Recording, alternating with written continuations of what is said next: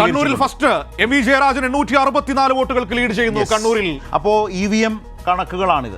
സന്തോഷ് നേരത്തെ സൂചിപ്പിച്ചു, വോട്ടിംഗ് മെഷീനുകൾ എണ്ണിത്തുടങ്ങുന്നതേ ഉള്ളൂ, എണ്ണിത്തുടങ്ങുന്നു എന്നാണ്. അപ്പോൾ തുടങ്ങിയിരിക്കുന്നു.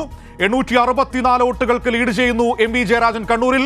CA അരുൺകുമാർ മാവേലിക്കരയിൽ LDF സ്ഥാനാർത്ഥി 695 വോട്ടുകൾക്ക് ലീഡ് ചെയ്യുന്നു. കോട്ടയത്ത് തോമസ് ചാഴിക്കാടൻ LDF സ്ഥാനാർത്ഥി ആദ്യ റൗണ്ട് പിന്നിടുമ്പോൾ 200 വോട്ടുകൾക്ക് ലീഡ് ചെയ്യുന്നു. കോട്ടയത്ത് പോരാട്ടം കനക്കുമെന്ന് വളരെ പ്രധാനപ്പെട്ട വിവരമാണ്. കോട്ടയത്ത് അതിശക്തമായ മത്സരത്തിന്റെ ഒരു ട്രെൻഡാണ് കണ്ടുവരുന്നത്. മാവേലിക്കരയിലും അത് തന്നെയാണ്. മാവേലിക്കര വളരെ ശക്തമായി LDF UDF പോരാട്ടം കാണാൻ കഴിയുന്നുണ്ട്. തിരുവനന്തപുരത്ത് അത് കാണാനുണ്ട്.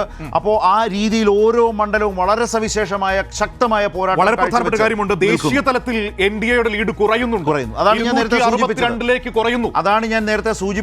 ഇപ്പോൾ വളരെ പ്രധാനപ്പെട്ട നിലയാണ്. 300 വരെ കടന്നുപോയ NDA ഇപ്പോൾ 290 മണ്ഡലങ്ങളിൽ നിൽക്കുന്നു. മഹാരാഷ്ട്രയിൽ ഇന്ത്യ സഖ്യത്തിന് മുന്നേറ്റം 196 മണ്ഡലങ്ങളിൽ പ്രതിപക്ഷ മുന്നണി ലീഡ് ചെയ്യുന്നു എന്നുള്ളതാണ്.